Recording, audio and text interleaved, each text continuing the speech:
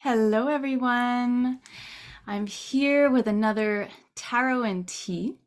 And this one will be about the Aquarius season. So, we're going to chat about the archetype of Aquarius and the tarot archetypes related, which are the star and the fool. So today I invited my friend Jayme to join me today. Jayme is a sun in Aquarius, and she has a coaching business that I find really highlights some beautiful parts of Aquarian energy. So I'll let Jayme describe a little bit about her coaching business. So hi everyone, thanks Luna for having me. What I do is I work with empaths or what we call sensitives, or maybe you might consider yourself someone as a spiritual seeker, and I help you bridge a gap between your spiritual practice and your business so that you can continue to evolve and feel aligned in your soul and your spirit while continuing to grow your business and emotionally grow and financially grow.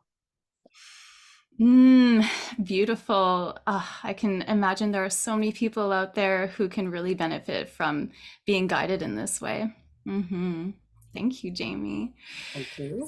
So, we are in Aquarius season, as we know, and so we're coming into kind of the mid-winter. So winter starts off in Capricorn season, and then we go into Aquarius, and then we finish with Pisces. So right now we're really in the middle of that, and I wanted to name that because the season of winter really has an overall energy of, we're still in the stillness, we're in the slowing down moment, we're in the like kind of hibernation, and we're in the cave. So there's a lot of foundational work and integration that's happening in this season. I love to call it out as, oftentimes in our culture we always kind of say, like, January 1st is like, the new year, and it's like there's all these kind of maybe expectations or practices where it's like, okay, we're beginning new, we're getting into all this new stuff and we're applying it right away, and we're going to the gym and we're doing like all these things, the new you. Mm. um but the thing is that it's not so much in alignment with the winter season. Winter, Mhm. in the fall season, we've really like let go of a lot of excess, where it's like we're trimming, kind of letting go of those things. And now in the winter season, as we can see, like in the northern hemisphere, for example, it's the season where, the a lot of the animals are in hibernation. It's a lot of like Mhm. storing the energy within. And as we see in the plant kingdom, it's again a lot of calling the energy from the leaves and the flowers like deep into the root system. So we're Mhm. really in a more of a deep rest. So I really like to put it in that context, especially with Aquarius energy. And so we will explore that now. So Aquarius energy in astrology is described as a fixed air sign. So the air is related a lot to, thoughts. It's very in the mental realm. So mental constructs and even stories. And if we dig deeper, what's really under that is beliefs. So we're Mhm. really looking at belief systems as the kind of root of the air element, right? Mhm. And then we have the quality of being a fixed energy. So there are four elements that each of the signs fall under, and there are three kind of um, qualities to these elements. So Capricorn, for example, is a cardinal sign, and cardinal is an initiating energy. It's Mm. like we're just starting to get in here. We're planting like a seed, kind of a thing. And Mhm. then in the fixed energy, it's really about like building and maintaining systems. So when we're looking at it through the lens of Aquarius, through the lens of the air sign, it's like we're looking at that kind of architecture, that the systems and kind of like the foundations that we build and maintain upon. And just to wrap that up, again, the mutable sign will be in Pisces this season, and mutable is really about like integrating and refining what we have learned in this journey throughout the winter season in these different elements. So we're really looking at the air, so belief systems, and how we build and maintain those things. And it's really interesting with Aquarius energy because Aquarius has all these qualities of being like innovative. There's like this rebellious energy. It's a lot about kind of new concepts and ideas.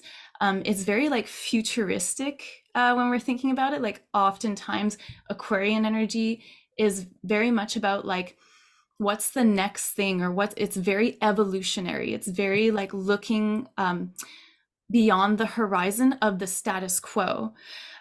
So how systems and structures can change with that.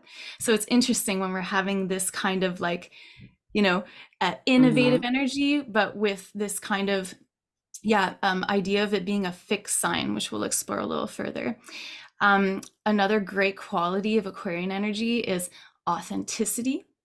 It really is a sign that is unique, that thrives on being very unique and being, just truly authentic to themselves.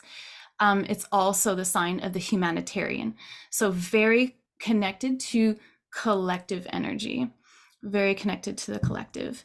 And if we really kind of like boil it down, the mission of Aquarian energy would be bringing the visionary, because it's really visionary, bringing that visionary and that revolution into the manifest. Yes. So as you can see, a lot of ties to the work that Jayme does, right? So I wanted to pass the word on to Jayme with all of these concepts and how you see this in your work, because it's like we have kind of this idea of like imposing structures on people when it comes to business. There's a lot of like, step 1, 2, 3, 4. Like it's very kind of rigid in a lot of ways, or we're like we're looking for like that magic formula. But it's not necessarily taking into account our own like unique process with that, or our own like needs with that. And there's really this like conversation happening about new ways of doing things and how we can honor ourselves, and how the business can be an extension of our own like needs and our own unique processes in that. Yeah, and I'm glad you brought up that summary, because I think the more we understand just our own archetypes, and the more we understand ourselves, then we can utilize our biggest assets. And for people who are in coaching and healing, which is mainly the people I work with or the clients I work with, we are empathic, we are sensitive, we are intuitive. And one asset that we have is that we are big feelers. Like we feel, like literally, some of us, like you, Luna, you're feeling into like universal energy and planets. And so, like that's a lot for your nervous system, and that's a lot for your nervous system to be able to integrate and assimilate. And especially if we're being moved by what's going on in the planets. We all are, but for some of us it's like we could really feel that. And so like you said, January 1st, a lot of us might be feeling the pressure of like, oh, okay, gotta get my goals done. But if we understand who we are as empaths, for example, the people I work with are somebody who has an archetype of an Aquarian, or those mutable, all of those different categories, then we can take that and then work with it. So because empathic people feel everything, then we have to understand that when we're implementing something, especially business strategy, that can be very linear, can be very because it's also attached to our soul mission, because being a coach, being a healer is something attached really to your deepest mission here on earth, what's so closest to your heart. So sometimes when we get really close to that, or we see that that's where we're going, like that North Star, and that's what we want to build, we can, it is a natural thing to also feel like we need to also protect ourselves, because it's so true to who we are. And so it's an exposure of all of us, because if we are empathic and we have like extra sensory capabilities that everyone has, but let's say, for example, is not necessarily what people around you or surround you are practicing. Like, let's say if we have abilities to see into the future, or if we have like more psychic abilities, or we have abilities to feel energy or things like that, and some people are not necessarily aware of that language, exposing the deepest, truest part of us can feel very vulnerable. Mm, very much. And so if we understand that, if we understand, okay, well, that's our biggest asset, then let's work with it in a way that our nervous system can handle. And also let's work with what can take us down, because we can feel everything. It's a wonderful thing, because it makes us like these magical beings in our work, and we shine. But it also can be overwhelming when all of a sudden we're putting ourselves out in like the public, like we're doing right now, and we're speaking about the way how we speak, and we know that not necessarily everyone speaks the way we speak. And it's not like that we're special, or you know what I mean, separate from the world, but it's just it can be overwhelming, because then as naturally as human beings, we don't want to be outcast from community. So we sometimes, the protection mechanisms might almost unconsciously come into play. So it's like, as soon as, what I've noticed in my coaching experiences, as soon as you move towards what you want, everything that is an opportunity to allow you to move through whatever it is that we can say has always been there, but is an opportunity to now collaborate with, let's say, our deepest wounds, then it's we either can learn how to collaborate with it, or it can take us down, because it's something that it's almost like we're not even conscious of. So as soon as you get closer to what you want, which is right here, and you start to move towards it, it is very natural for the human being to start to, the protection mechanisms start to come up. So if we know that, then we can work with it. And then that can also be our biggest asset. It's like, ooh, when we get naturally triggered in the world, or if somebody, like, I was telling you the other day in a conversation, Luna, like I was talking to somebody and they're like, what, like, what are you saying? Like, like that's a weird, like basically telling me like I'm weird, So of course that hits like on it hits like your inner child, like, oh, I just want you to like me. Oh, I don't want to be weird. Like, oh, now I think everyone's gonna, like, there's that comes up. But then in the real time, we can actually, okay, if we understand that's how I function, or that's how I work. Oh, okay, I also know how to somatically or physically, mentally, and energetically regulate my system. So that's what I find can be our superpower, because any energy, whether it's pain or whether it's bliss or whether excitement, it is viable energy. And if we utilize that viable energy, and then we actually direct it to where we want to go, our North Star, then we become, it becomes a mission, and a driven mission that we feel called to, without necessarily that push pull, or that, like, it doesn't overwhelm our systems to the point where we basically shut down and we don't want to do anything. We can continue, like we can still be overwhelmed, or we can still be like, oh my God, like, in a way where we can collaborate with those deeper parts of us that are just simply trying to protect us. I don't know if that makes sense, but It makes yeah. perfect sense. And it's like we are actually in a somatic training together. Mm-hmm. And as our teacher would say, yeah, it's like, oh, wow, I totally lost my train of thought just in doing that. But oh, yeah, that's it. I found it again. Mm-hmm. Oh, air, airy energy. So Yeah. yeah, it's like so much of what you're saying is very much in alignment with the themes that we're bringing up. And Hmm. what's funny, not funny, is that, you know, this synchronicity of how even if we're not, you know, like aware on an intellectual level of kind of like these archetypes or these collective energies, because Jayme is not super familiar with astrology and whatnot, but I brought her onto the talk today because I felt energetically, and I know that she works with this kind of energy, even though she, Hmm. you know, doesn't see it in the context of that. But it's Uh-huh. just beautiful to see how, yeah, these synchronicities like happen and how it's surprising but not surprising at the same time, you know? So, yeah, just wanted to Yeah. mention that really Well, fun point there. well, that's what happens, right? It's like when we actually start to turn towards the thing that we're like, like so many of my clients are like, Jayme, I know what to do. Like, I know I took these whole courses, I took all this marketing, I know how much money I want to make, I know who my clients are.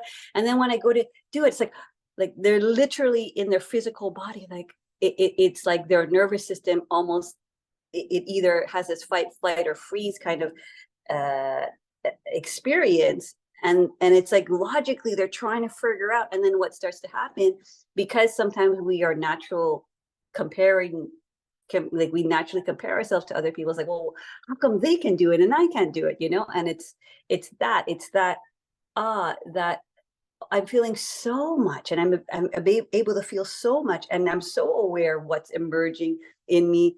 But all of a sudden, I'm maybe misdiagnosing that feeling for I can't do it versus, oh, this now is an opportunity for something that I've had has always been there, and now it's an opportunity to now reintegrate that thing that perhaps maybe when we were younger and living in the adult world, that we utilize certain protection mechanisms that didn't necessarily serve us, especially when you're sensitive, right? It's like I was always called like, oh, you're too sensitive, you cry too much, So of course that created a lot of protection, and of course other people are, myself included, we go through different traumas. All of us go through traumas, and so it's now the opportunity to reintegrate that which wasn't necessarily given to us when we were younger. Mm-hmm. Yeah. Yeah. So many of the points that you brought up are I'm gonna segue into with with all these archetypes and bridge Mm. those connections there. So yeah, nervous system. That's a big one. The nervous system, especially with yeah, the air element. There's so Hmm. much connection to that because again, the air element, it's about like at the core of it, as I said before, it really is about these subconscious beliefs at the root of it. You know, like subconscious beliefs Mm. in the root are what gives rise to these kinds of Hmm. patterns and thoughts and whatnot. So it's really like deep in the belief system. And when we're looking at the tower archetype associated to Aquarius, it's the star. And the star is so much about healing. It's very, very healing, this card. Um, yeah, and there's parts of it that are like dreaming a new world. Mm. And there's a really important aspect in the star that I feel is very connected to the collective. So there is this kind of like framework of collective healing, but like within the self, right? Because everything kind of starts within the self. Hmm. Um, and then there's very much this kind of like idea of a central channel in this as well. So if we imagine that in our bodies, for example, like in yoga, we have the chakra system, you know, just Mm. as a little map. But we Hmm. can imagine that we have the central channel, again, described as Shushumna in yoga. Yeah. And when we have a channel, for example, that is very constricted out of like fear or out of whatever it is. Like we're talking about the nervous system here. And again, central channel, if we're looking at the physical body, we're talking about the actual physical nervous system, which runs Hmm. through our vertebrae, through our spine, and sends, again, it's communicative air element. It sends all these signals to release certain hormones and whatnot. So it's really about this kind of communication system within. So when our central channel is contracted from fear, from reactions to wounding and whatnot, we can imagine that it's kind of like like a pipe, right? So if it's really, really constricted, then these blockages that we have, that we come up against in our wounding, in our triggers and whatnot, really tend to block our central channel. So it blocks the communication. And then we don't have the space for new things to come in. We don't have the space to hold, or as we say in our program, to host everything that is coming up from ourselves, from the bottom up, but also we don't have the availability to hear and be guided by whatever is coming in, like that is new information. So we're really working with this idea of like the contraction, the opening, and the channel. So if we can apply these practices to really regulate our nervous systems and to learn to expand and open up, which very vulnerable, right? Like the star card is a very vulnerable energy. It is sensitive, it's open. And so as we open this, it's like we're allowing the channel to clear and cleanse out, because if it's too constricted, again, it's blocked. We're blocking the flow of energy. But if it's open, then we have space for, the waters to cleanse us. Like the star also has this like kind of water element to it, even though it's air. Like Aquarius is the water bearer, right? So we can imagine that we're like cleansing ourselves with these healing waters, and it's like getting rid of those cobwebs. It's this process of really healing and creating space so that we're not identified and clinging on and crisping up and contracting with these outdated beliefs, outdated stories, and all these blockages. And we're opening up so that we have more space to hold, like, as sensitive people, as empaths, like we all have these capabilities. As you said, some of us are more in tune with it just because it's something that we've practiced more, right? Whatever we practice is what we know.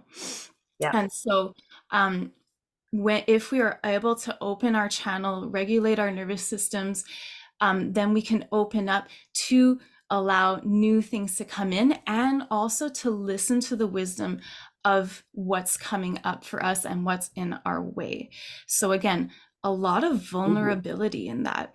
And if we put it kind of in the context of the Aquarian energy, there's really this like serving the collective, like our practice, our personal healing practice, as a devotional service to the collective in releasing and cleansing old beliefs and structures.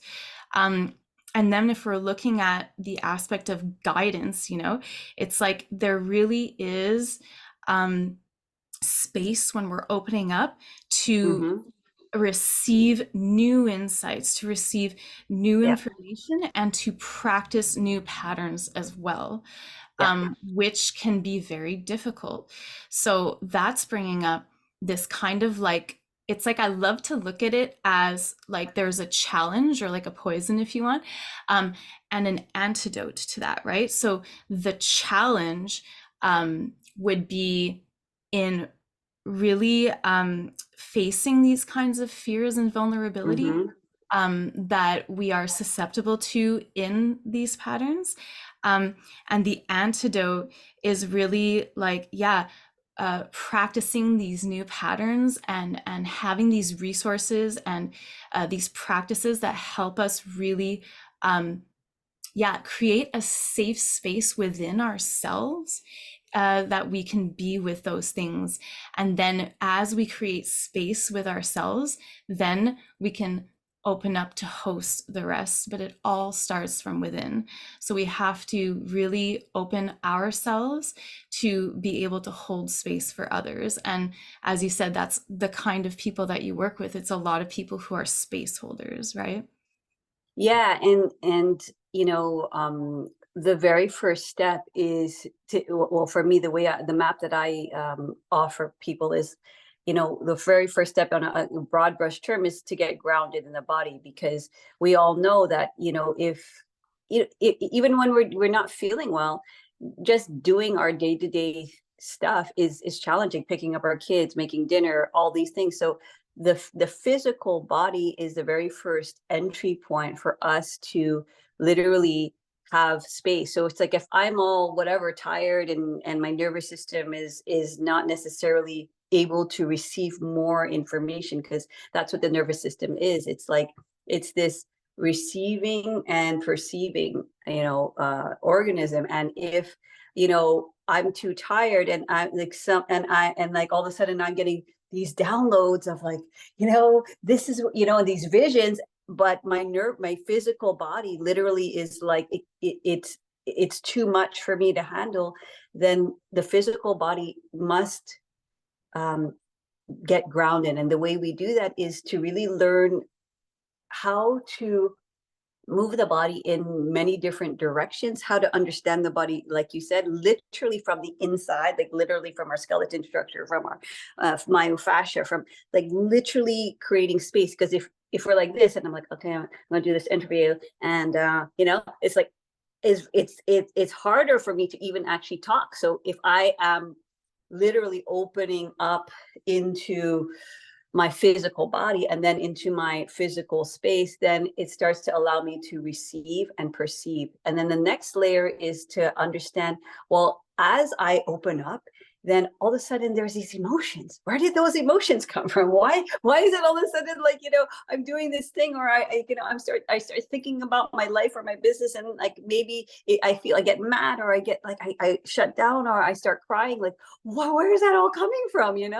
And so it's really important to learn how to process those emotions as they come, because they will come, especially if you are empathic. They will come there, because that's how we're able to feel. So it moves through us, right? And especially if we're kind of digging in the dirt, and kind of finding those deeper wounds that we were never really conscious of, just because maybe we were too young, or it was just something too traumatic that we not had a natural protection of, just kind of not remembering it in a way that was overwhelming for our younger body system. But now our older body system, when we start working with the physical body, they start to emerge. And then from there, it's like, that's where we start to, that central channel that you're talking about, when we start to clear the mind, then we allow clarity to come in. Because here's the thing, especially in air, right? Air is like, ideas and all this stuff. So you might have all of these, like right now, you might have all of these amazing ideas coming in, right, from the ethers. But if it's just ideas, and we don't have a way of clearing the mind to just constantly hear, like, what is the North Star? What is the clarity? What is the vision that I continue to remember, right? Remember from the past. Because like the thing about intuition is, like, we've always known there's something, like, I'm sure today there's something that you practice that when you were younger, you kind of always knew, like, I always knew I loved dance. I always knew I loved singing. I always knew I loved nature. Like, there's something that you've always known. And then there's a future that you're remembering, and it's your opportunity to remember it differently. So that's what intuition is. Like, can I remember the past, and can I remember my future differently? Okay, this is my vision. What am I seeing? And when there's a reoccurring theme, right, that we've always known from the past, and is always, we're seeing it in the trajectory in the future, then that's kind of when okay, this is something to follow. So sometimes, like, there's a lot of different ideas, like especially with coaches and empathics, like, oh yeah, I can do like lunar ceremonies, I could do this, I could like, so there's a lot of like ideas, but we have to start to learn how to continue to listen to, like, what's the thing that keeps on coming. And that even though it comes, it doesn't mean that if our physical body and our emotions are not necessarily ready to kind of take it on, it doesn't necessarily mean we will act or implement. That's the thing. So it's like, even though we have this open channel, if the open channel is not able, like we were talking about before, to bring it down into earth and saying, okay, like, okay, step number one, okay, and then literally going and taking that action, then it's very challenging, because then you're always receiving downloads and from that central channel, and it becomes sort of dissatisfying, because you kind of know, oh, I know this is what I need to be doing, but I'm not doing it.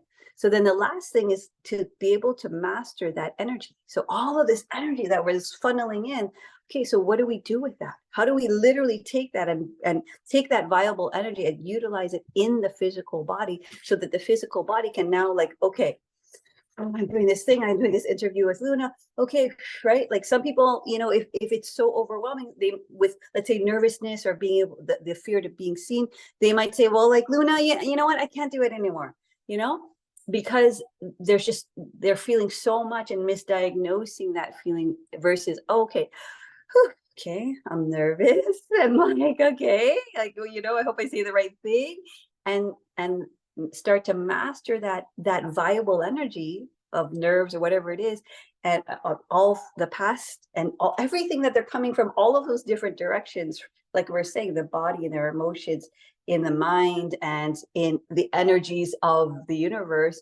How do we like, take that and settle our systems and anchor and get grounded, so that, okay, so now when we're acting, we're really coming from that anchored, centered place.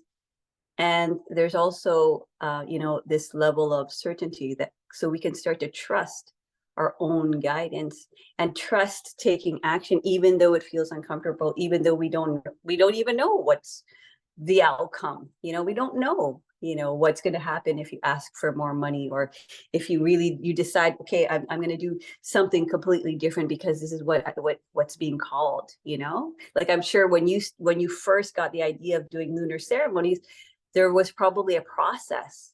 You didn't just say, like, okay, I'm going to do that tomorrow, no problem. It was like, ooh, there's so many levels of, like, excitement and fear, then, oh, okay, now I have to figure out how to do this. And so, and then all of a sudden actually doing it, and then real time working with other people. So there's quite the process. And if we understand these maps, then we can really come from that place of certainty, and from that place of taking back our power, so that, because literally, as empathic people, because we feel everything, we sometimes misdiagnose somebody else's feeling or past feelings as if it's our own, or all of this chaotic energy as if it's our own. And so coming into your own central channel and understanding your own physical vessel and what's mine and what's yours, then you can really develop, like, a sense of certainty when you move forward, even if when you move forward may fail, or you might get disappointed, or who knows, you might get hurt, like. Mm-hmm. Yeah.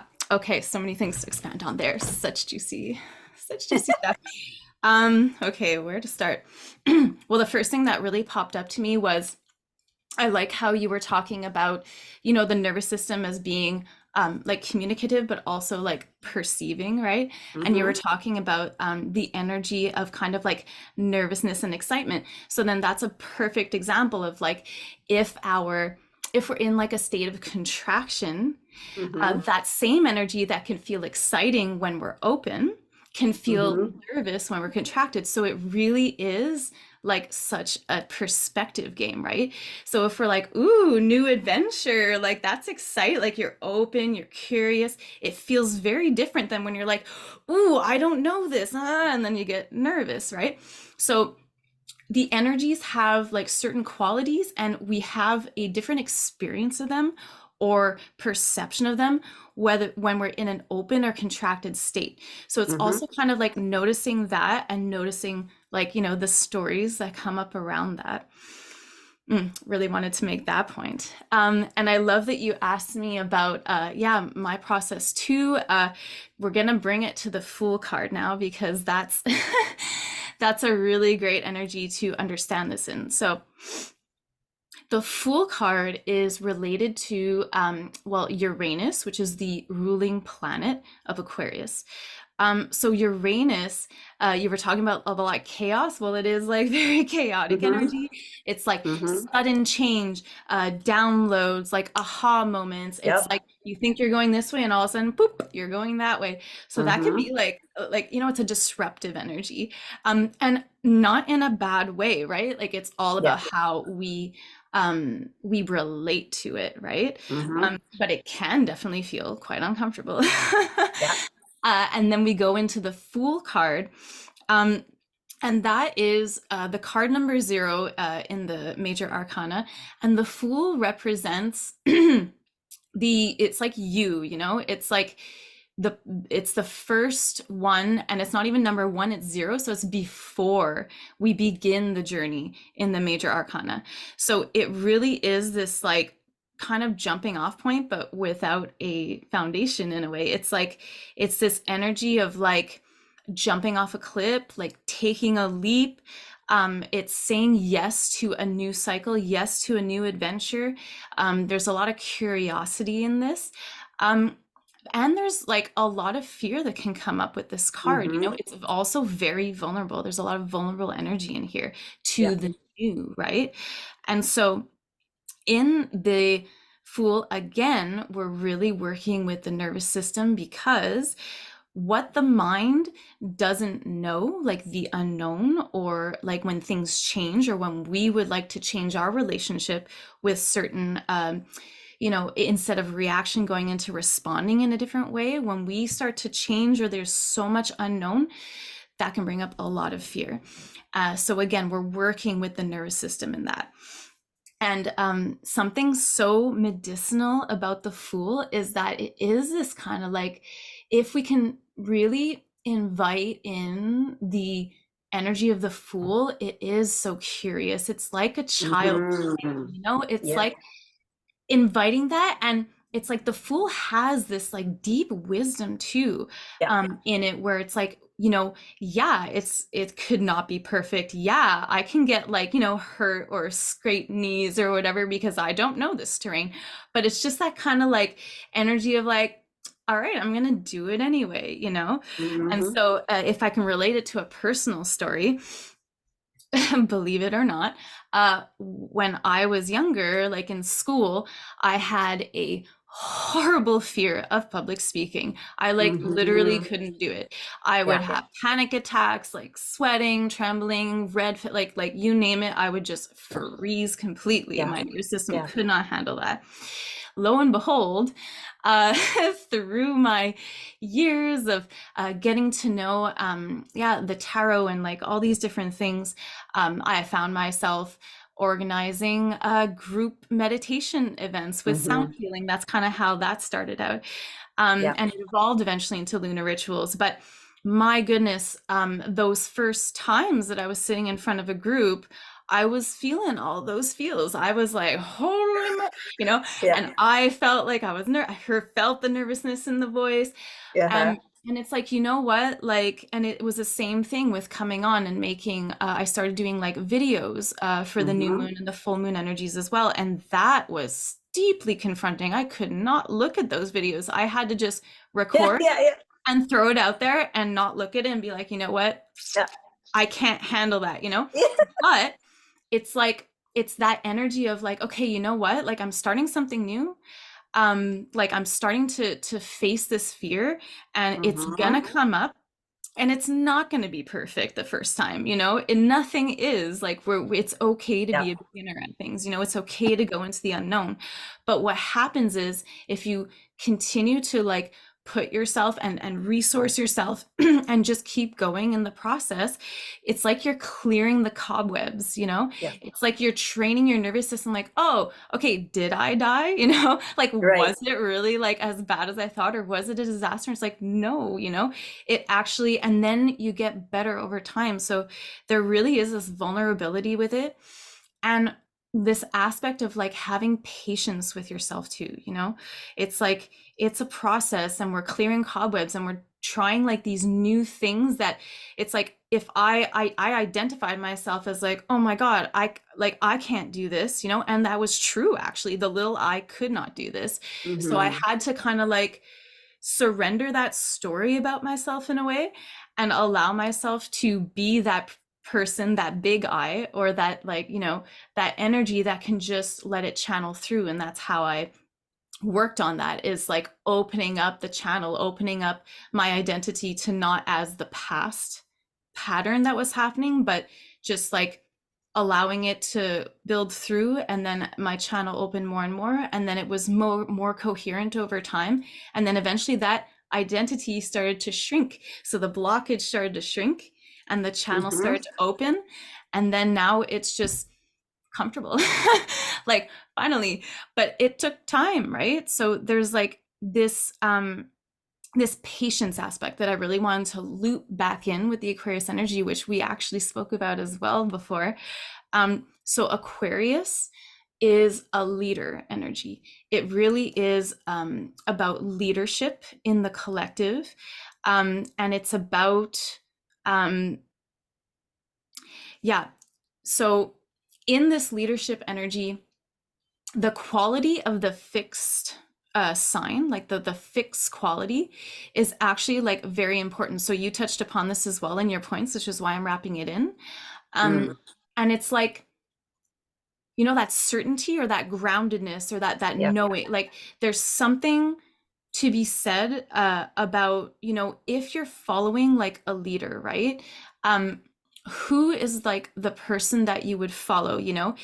Is it someone who is kind of like imposing like their view on you? Or is it someone who, you know, it's like, no, it's like the leader, like the true embodiment of the leader is leading by example. So we're bringing it back to the self, right? Um, Mm. because in the fixed energy, the good quality of that is that it's like, you know, it's like you'll often hear like they're stubborn or whatever, but like it's that kind of commitment and devotion to these like beliefs that they have, right? So Aquarius has all these like revolutionary, like visionary ideas, and like it's wonderful. And you have to have a leader who is really like passionate about that, you know, who that's their North Star, and they're embodying that, and they are in integrity with that, with their own belief systems. And that's where we find the true security, right? Mm-hmm. But in a way, the fixed energy, what could happen is there becomes this like rigidity Mm-hmm. with those ideas, and even like some impatience as well Yeah. with Aquarius, because it's like, well, like, you know, clearly this is not working, or everyone should be doing this, or like, Right. you know, we want to evolve here, people, like, Yeah, let's go get with yeah, the yeah. program. But then like we can see that with ourselves as well. It's like if we have that impatience with ourselves in our healing process, it's like it takes time. Like the mind is quick. The mind is Mm-hmm. quick to understand things, but to really let that sink in into our body and into the root system, the root beliefs of the subconscious beliefs that are actually what comes up, and what is kind of like steering our emotions and our stories a lot of the time, you know, Mm-hmm. like if we're getting to the core of it, it takes time. It takes time for that to seep down. So we really have to like bring in this aspect of patience first with ourselves, and then also this like, you know, it's this ego projection idea where it's like, well, if I believe this, then you should, you know. Yeah, right. We're really working with this, and the invitation with that energy to really come into that leader that you want to follow.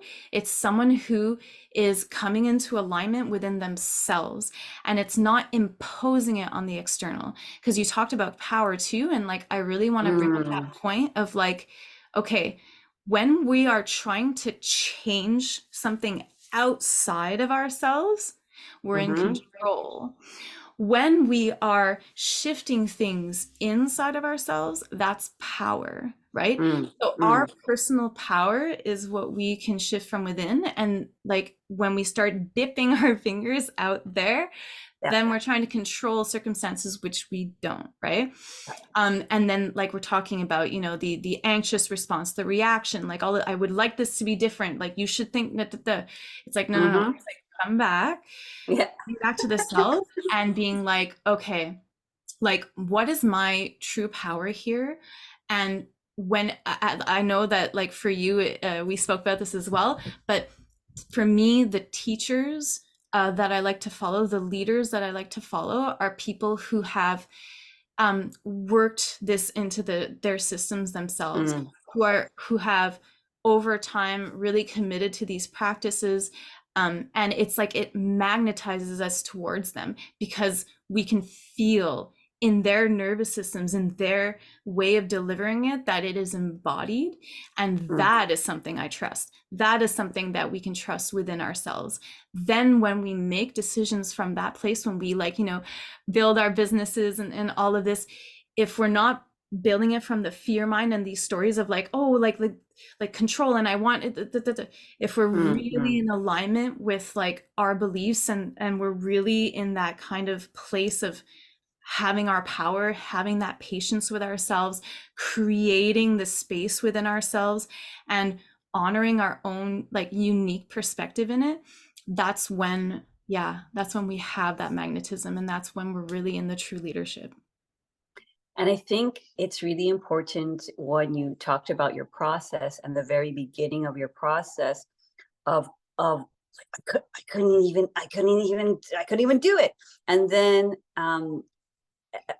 I think it's super important for everyone to understand that if we understand that that's actually normal, it's sort of like if I said, okay, Luna, let's go skating, you know, you're not going to be like figure skating and doing like these quadruple or whatever you call it, right? You're good. You might like, you know, depending on your experience, right? And so if we understand that, you know, that is part of the process, like we can't skip it, you know. Mhm. And it doesn't mean that if we're meeting up against the vulnerability, up against the fear, or if it's happening, that it's the diagnosis like, oop, then it means I shouldn't do it.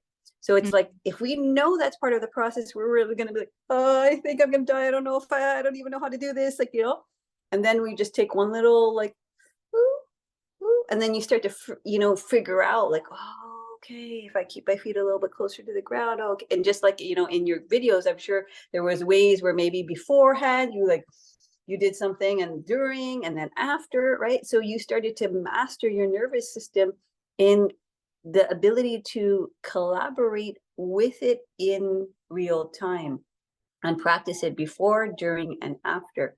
And so I think that's super important because often too, when we let's say have figured something out, we sometimes, if we are wanting to transmit it to somebody else, we forget.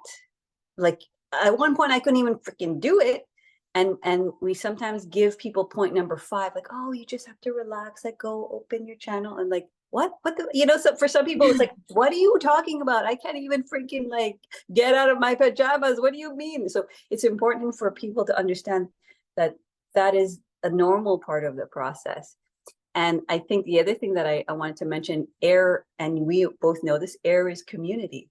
So what happens when we have that deep relationship with ourselves is all of a sudden, when we're in community, because we've practiced that deep relationship with ourselves. I'll give you a very real example. This morning, I had a discussion with my husband on what time we should go to the airport for when we are traveling, and we're both fixed signs. So it's so good that I know this, right? So, you know, we're both builders, we're both fixed signs, we're both stubborn. So, you know, he had his idea and I had my idea, and it's just so good, or just useful, you know, to know this, because if I didn't know this, then we would just be going at it. No, no, no, no, no.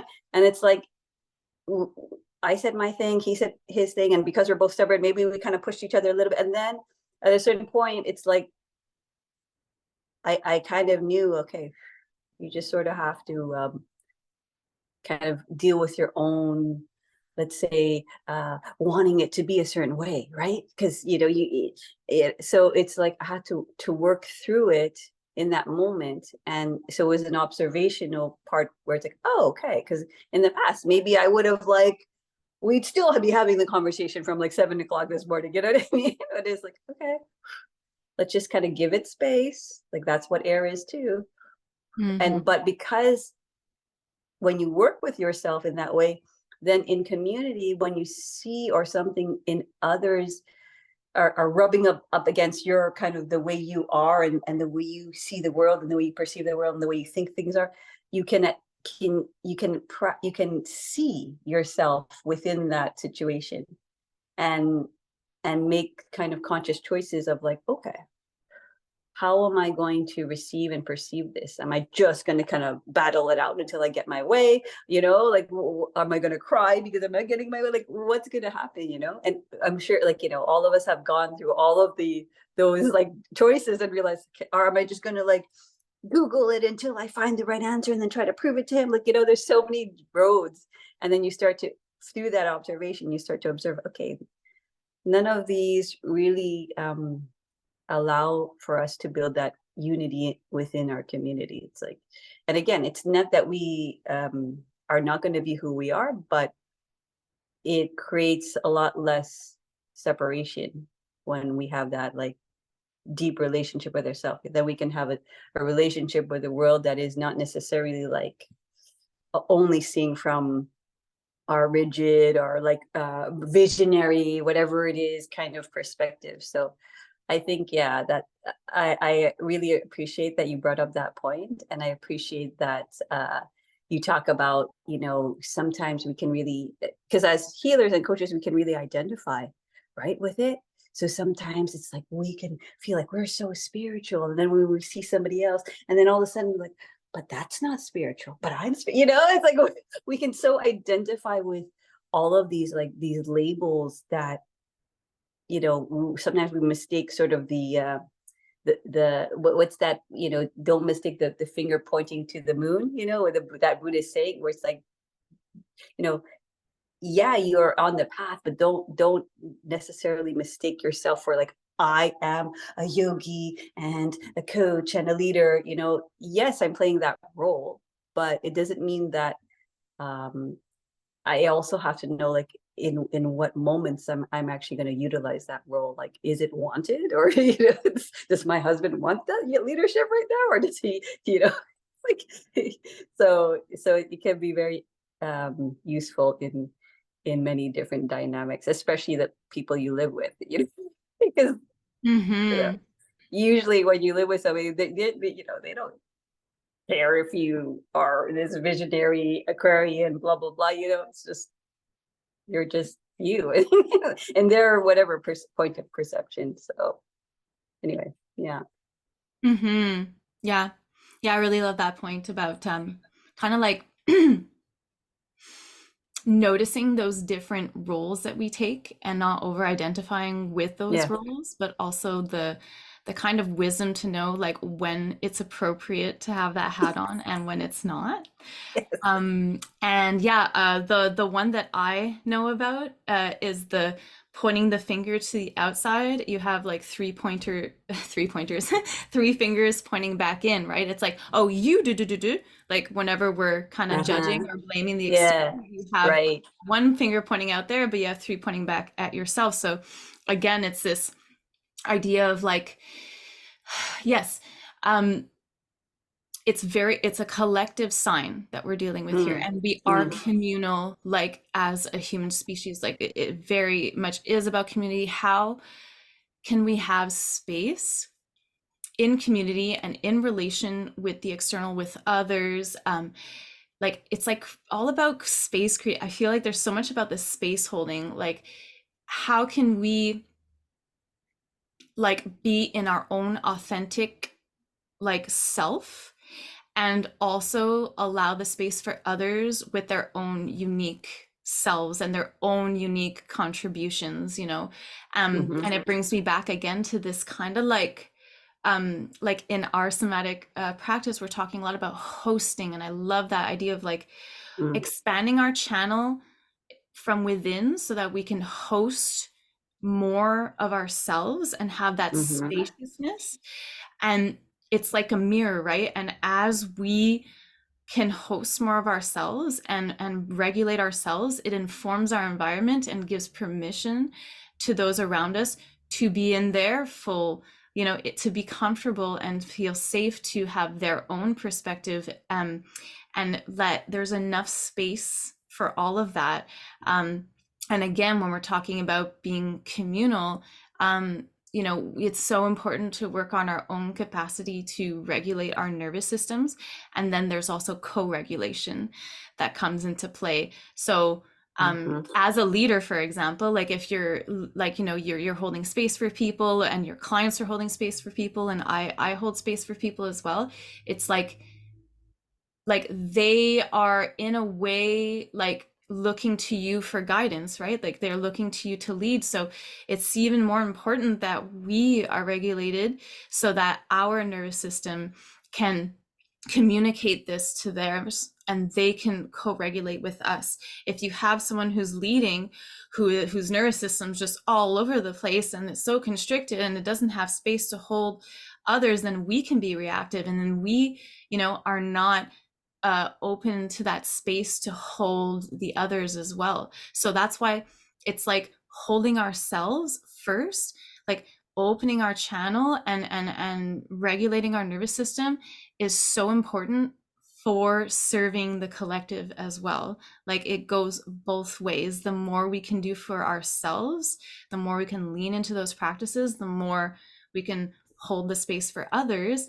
And again, coming back to like the whole point of Aquarius, it's like what you were saying, like yes, there's like so many wonderful new ideas and concepts, and like we open that channel and like and it's like, but the true mission is like, how do I bring this vision, how do I ground it into the manifest, how do I become a living example, and how do I update my kind of like outdated beliefs, how can I like align with this new self and these new systems, how can I really settle into that structure and build upon that. So there's so much of like coming into these new patterns that are just aligned with the vision that we have for the world. And again, the patience, it takes time. It takes time for all this information to come in, for us to create space so that this new pattern, we can start practicing it and reinforcing it, and calming again the nervous system that tends to be afraid, which is totally normal, be Mm-hmm. afraid and contract when you're in the face of something new and unknown, right? So Yeah, I think that word new is important to understand, because when we see a vision of ourselves, it's not the vision that it is not who we are now. Yes, there's aspects. There's always going to be like certain essences of ourselves that we bring into the future. But when we see our kind of like a vision of ourselves, or sometimes you call it your highest potential, or like what is possible, what is not that you have to do it. I'm not saying that. I'm just saying sometimes you see yourself and you see yourself in this role that you've never seen before, and that's important to know. It's new. So sometimes the person today is like, I see that, but that's not me, which is kind of true. It isn't. It is a new version of you. So if we understand that, if we understand, yes, it is a new version of you. So then the game that you can start to play, yes, we're talking about all this healing. It's like, well, what would the new version of me choose? mm-hmm. Yeah. Because if we just stick with today or the past, we're not going to make the same choice. We're not, because we're going to make the choice that today's version or past version, would make. So it is going to be a new version and new choices and new actions. So physically, mentally, energetically, all of it is new. And so then it's like that's what you're talking about. It's there's that patience of like, okay, well, if something is new, right? Like when you first learn how to play a sport, and somebody's like, okay, swing swing the racket, you're missing 1,000 times. You're like, oh, we're gonna, right? Get this, and all of a sudden, once you do, and you're, oh, and even once you do it once, you're like, oh, I want to get back to that, right? So it's this constant like choosing a new, and then what does that new feel like, you know? And then as you continue, it's all of a sudden, uh, what gets practiced, what I say is like, what gets practiced gets practiced. It's like, by the simple act of just practicing speaking, or speaking that from that place of truth and authenticity, choosing choices in your business that deep down you want to make happen, even though you're not seeing it right now in front of you. It's like, ooh, how can I go do that? And understand, as I choose that new, it isn't going to feel comfortable, and it also may not feel or be what we expect. That's the other thing too. It's like when we're from this external point of view, we might see our mentors and like, oh, look how easy it is for them, and have this kind of expectation. And again, it's like, it's important to understand, as we move towards it, it's all going to feel like uncomfortable, you know and it's almost even the mastery of like being uncomfortable and allowing ourselves to move forth. And like, because we practice that open vessel and that channel, it's not just coming from our memory, it's actually coming from something that is guiding us. So when we tune into like that, like you were saying, that energy, it becomes almost like a natural channeling or download.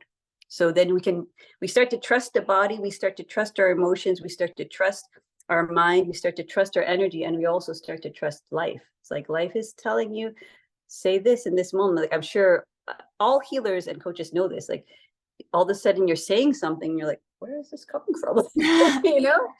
And it's like, what I always believe is like, when the student and the teacher are together is when the teaching arises, because all of a sudden there's a download for both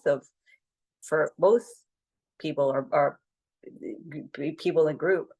And so then there's like, again, that deep development of trust. So I think patience, but also that development of trusting, I think is the sort of the fruit of all of this that we're talking about. Yeah, deep trust in the process, and in evolution. Like it's a very much about like evolving ourselves, like and with that comes the aspect of adaptation, right? And I really love to link it to the body. Like I love using like physical examples, like you said about like swinging the bat. It really is just like when we're working with subconscious beliefs, right? When we're working with these neural pathways, right? What we've been used to practicing this neural pathway for such a long time. It's like water passing through like riverbanks. It's like it's deep. It's like it's been working that way, and it flows that way just so easily. So when we're trying to do a new way of doing things, like it takes time, it takes like attention and effort, and it's going to take time for that to really dig in, to really start to be more easeful. Like we're pushing kind of like a new pathway, right? When we're talking about the neural pathways, when we're talking about like new operating from new belief systems, and we can link that in with like muscle memory, right? With like the fact that like if you're going to be swinging that bat, you're going to start using muscles that you haven't used before in that way, right? And at first, they're going to be sore, and so it's like building that muscle takes time, right? Just like building those pathways takes time. And at first it's uncomfortable, and at first it's like awkward, and like all of this stuff. And like, I like how you said, like when you're looking at teachers and you're like, oh, it looks so easy. And it's like, well, yeah, it's easier for them because, you know, a great teacher and a great leader is someone who's really integrated that. Like what you're looking at is the result of, like, you know, if it's a master, it's like 10,000 hours of practice or 10 years of practice, right? So you're looking at someone who has practiced these new patterns and held themselves through old patterns, like as they come up in this, and chosen still to do the new like that's a lot of work. Like what you're witnessing is like there's so much behind that, you know. So And again, I like find bringing that it back to that, like it's really quite something. This process of evolution, this, you know, bringing our visions into manifestation in the I Aquarius think energy. Yeah, I interrupted you. I was just gonna say, it's big, but it's also inevitable. Like when you practice when you what gets practice, there's inevitable outcomes. And I Mm-hmm. think in business, it's important to, like, because I work with coaches and healers, you know, in business, there are certain strategies that it's inevitable. And we're just not practiced. Like, you know, there's certain strategies that I offer my clients. I'm like, you know, go call your clients like every day, or like, you know, go call potential clients, past clients, and current clients every day. And like, whoa, what do you mean? You know, and all of these stories and all, like, oh, that's so salesy and all this. It's like, you know, but if you want to kind of increase the flow of your business, and you practice a very simple strategy that it's almost so simple, but it's math. You know, it's almost so simple, but it's inevitable. So when we practice the practice, whatever that is for anybody, because everybody has their kind of certain pathways, what the kind of like sigh of relief, so that we don't think like, oh my god, it's this long journey. The certainty that we can land in is like, well, if I'm doing the practice, if I'm swinging, it will eventually become mastered, Absolutely. you know. So Mm-hmm. in business, like, there's so many simple daily strategies that your business will grow, you know, if you allow yourself to do the uncomfortable new thing and actually focus on your business. Because the thing is also too, when we're in healing, sometimes we're so good at healing that we kind of go into this healing loop, and we think, okay, I want to grow my business, so let me go on a retreat and heal myself. Yes, okay, it's important, but then, okay, now, but what are the business strategies that actually, now how are you going to utilize that freed up energy now to kind of move your business along? So that's where that kind of anchoring and practicality come in for, you know, the people I work with. It's like, okay, what are we going to do tomorrow? What are we going to do this week to match the things that you want? And are they matching? Is the actions that you're taking today, tomorrow, matching? You know, because it's the thing is, like, sometimes when you're empathic, you just want it, and like feeling it and wanting it is one thing, but it's important. Okay, so take that like emotion, and then, okay, go do the thing. Go call your client, raise your prices, you know, like change what it is that you're doing to that, you know, your lunar ceremonies, because that's what you want to truly do. That's what's being called for you right now, you know? So it's then being able, after all the work, to like, okay, now action time, what to do. And it's not from that, like, just do it, but it's like, but now because I've practiced, I can go do it. And it may not feel comfortable, and I may not like it, and I might still, the icky stuff might still come up, but it's harder to stay in inertia when you're like fighting something than to actually let it flow down the river. It's like, okay, the riverbed was going this way, and now we're just steering the shit. Oh, it's going that, like, you know, it keeps on going that way. And you're like constantly like steering the riverbed like this way, you know, and then, oh, I'm drowning, like, oh, this way, you know, like, is that constant. But we just know, okay, but if I keep on steering this way, I will eventually, if I take, you know, 10,000 steps this way, it's going to lead somewhere. So, you know, we can kind of take that certainty with us in that way, so that we don't feel like, oh, I have to do like a million more hours of healing till I'm finally ready to do what I'm doing. It's part of the process, but also know what is also going to be very healing is that the action taking, because it's more of a relief on your nervous system to actually do the thing than to not do the thing. Mm-hmm. Yeah, absolutely. with anxiety, like again, it's just an energy, um, like anything, and it's like if we don't use that energy to take action, then that's when it kind of gets stuck in our system, and it could actually, yeah, be detrimental, and Yep. put us in freeze and fight and flight and all of this stuff. So And something chronic. yeah, exactly. Yeah. So yeah, the anxiety, like, just evolutionarily, we have this response in order to free up energy in order to do something about the perceived threat, right? So if we don't complete that loop, we get stuck in it, right? Mhm. So I wanted to wrap up our conversation. Thank you so much Thank you. for sharing your insights with the people that you work with, and like with your own practice. And yeah, it's just yeah, such a pleasure to hear different perspectives and how all these synchronicities come in. Um, yeah, so I'm going to leave a link below the video, so you can get in touch with Jayme and tune into her work. I'll also leave a link so you can tune into mine, because I believe Jayme's going to be sharing it with her network as well. Yes. So yeah, we're both here, and very excited to work with whoever feels in alignment with our particular, yeah, unique contribution. And yeah, thank you so much for being here with me, Jayme. Thank you, Luna. Thank you. I feel very honored, and it's always a joy and a pleasure to commune with people of community who are continuing to listen to their heart like you are. So it's very inspiring and it's very educational as well. I learned so much from you. So thank you. Same here.